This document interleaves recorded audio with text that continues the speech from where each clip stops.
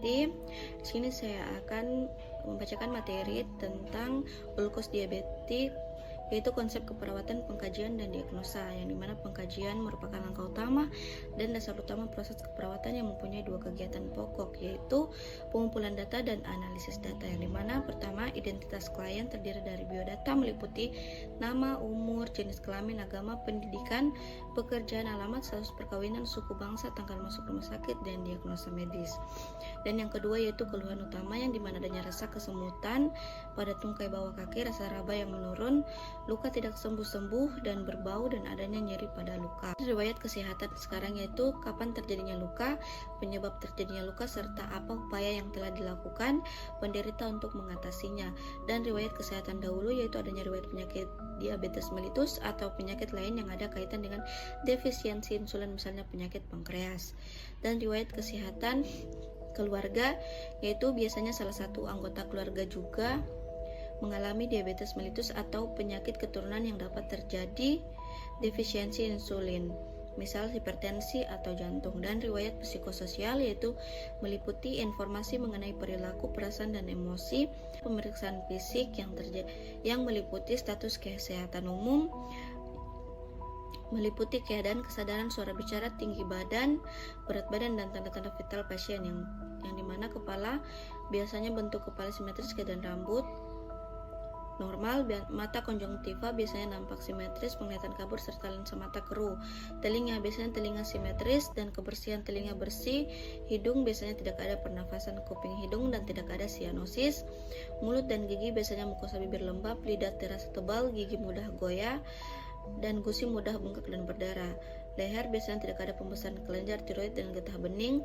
Sistem kardiovaskular, perfusi jaringan menurun, nadi perifer lemah atau berkurang, kardiomegalis, takikardi atau hipotensi, aritmia, dan kardiomegalis.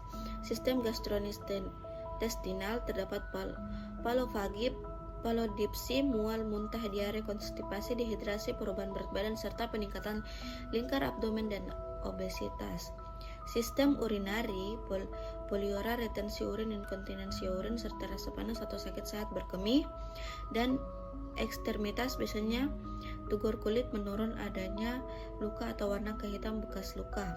Pengkajian luka yaitu terdiri dari lokasi dan letak luka, stadium luka, dan warna luka itu merah, kuning, dan hitam. Dan bentuk dan ukuran luka. Pemeriksaan laboratorium itu terdiri dari pemeriksaan darah, urin, dan kultur pus. Nah, diagnosa keperawatan itu yang dapat terjadi pada penyakit ulkus diabetik itu yang pertama, risiko ketidakstabilan kadar glukosa darah berhubung dengan terpapar informasi tentang manajemen diabetes dan gangguan integritas kulit atau jaringan berhubungan dengan neuropati perifer. Dan yang ketiga yaitu risiko infeksi berhubungan dengan penyakit kronis atau misal diabetes mellitus.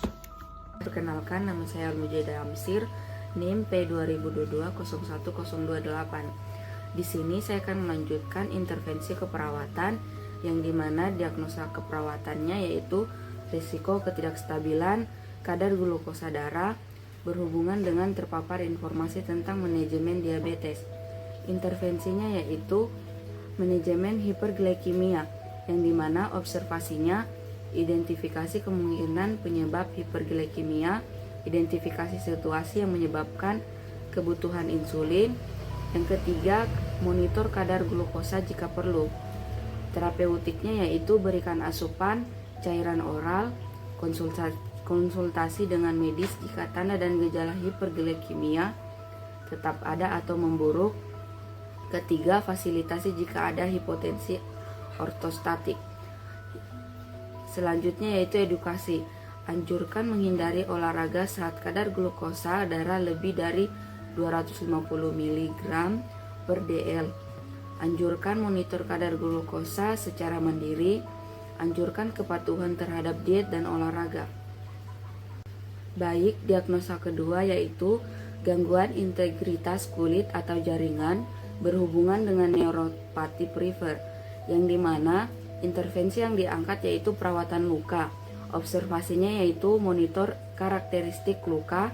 Kedua, monitor tanda-tanda infeksi. Terapeutiknya itu lepaskan balutan dan plester secara perlahan. Yang kedua, cukur rambut di sekitar daerah luka jika perlu. Yang ketiga, bersihkan dengan cairan NaCl atau pembersih non toksik sesuai kebutuhan. Edukasinya yaitu jelaskan tanda-tanda dan gejala infeksi. Yang kedua, anjurkan mengkonsumsi makanan tinggi kalori dan protein. Ketiga, ajarkan prosedur perawatan luka secara mandiri. Berikutnya yaitu kolaborasi, yang dimana kolaborasi prosedur debridement. Yang kedua, kolaborasi pemberian antibiotik. Baik, diagnosa ketiga yang dimana resiko infeksi berhubungan dengan penyakit kronis, misalnya diabetes mellitus. Intervensi yang diangkat yaitu pencegahan infeksi, observasinya yaitu monitor tanda dan gejala infeksi lokal dan sistemik. Terapeutiknya yaitu batasi jumlah pengunjung, berikan perawatan kulit pada area edema, cuci tangan sebelum dan sesudah kontak dengan pasien dan lingkungan pasien. Edukasinya yaitu jelaskan tanda dan gejala infeksi. Kedua, ajarkan cara mencuci tangan dengan benar. Yang ketiga, ajarkan etika batuk. Kolaborasinya yaitu pemberian imunisasi jika perlu.